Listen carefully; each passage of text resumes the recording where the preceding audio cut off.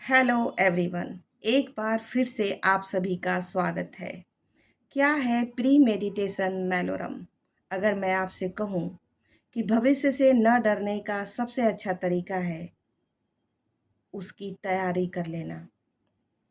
Stoic दर्शन में एक शक्तिशाली अभ्यास है प्री मेडिटेशन मेलोरम, जिसका अर्थ है संभावित कठिनाइयों की पहले से कल्पना करना। सुनने में यह नकारात्मक लगता है, लेकिन इसका उद्देश्य डर पैदा करना नहीं बल्कि डर को कम करना है।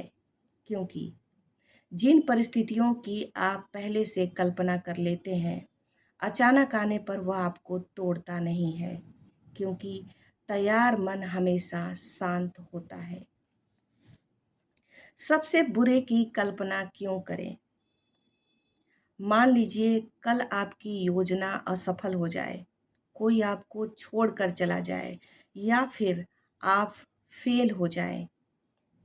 ज़्यादातर लोग ऐसे समय में घबरा जाते हैं। क्यों?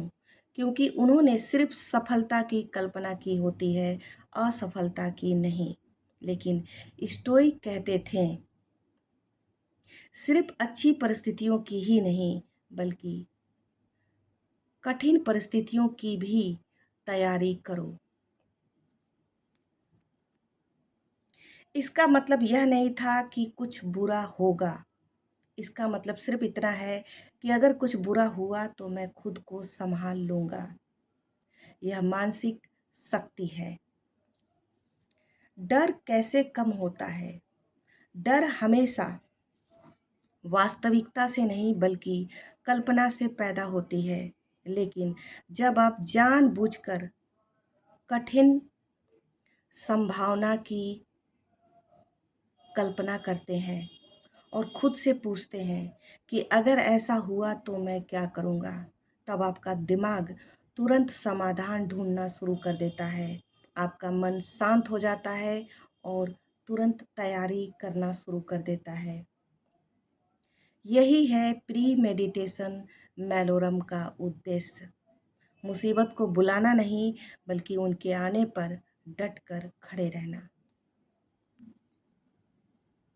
और अब प्री मेडिटेशन मेलोरम के लिए हर दिन का अभ्यास। हर सुबह जब आप उठते हैं तो खुद से पूछिए आज क्या गलत हो सकता है। ट्रैफिक मिल सकता है, योजना बदल सकती है, कोई आपकी आलोचना कर सकता है। और फिर खुद से कहिए अगर ऐसा हुआ तो मैं खुद को शांत रखूँगा। मैं रिएक्ट नहीं रेस्पॉन्ड करूँगा। क्योंकि परिस्थितियाँ हमेशा आपके हाथ में नहीं रहेगी, लेकिन आपकी तैयारी हमेशा आपके साथ रहेगी। और जो व्यक्ति पहले से कठिन परिस्थितियों की कल्पना करते हैं, वो कठिनाइयों से डरते नहीं बल्कि उनका सामना करने के लिए तैयार रहते हैं। यही है प्री मेडिटेशन मेलोरम का अर्थ। उम्मीद है आपको वीडियो पूरी तरह से समझ आ गई होगी, और समझ आ गई है तो प्लीज़ ज़्यादा से ज़्यादा लोगों तक शेयर करें, क्योंकि हम जीवन में हमेशा अक्सर सिर्फ़ और सिर्फ़ अच्छे की कल्पना करते हैं, सिर्फ़ और सिर्फ़ सफलता की कल्पना करते हैं।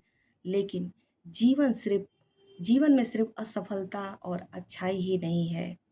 इसमें उतार-चढ़ाव भी है, इसमें दुःख भी है, इसमें मुसीबत भी है, इसमें असफलता भी है। लेकिन आपका मन हमेशा हर परिस्थिति में शांत होना चाहिए। Thanks for being here.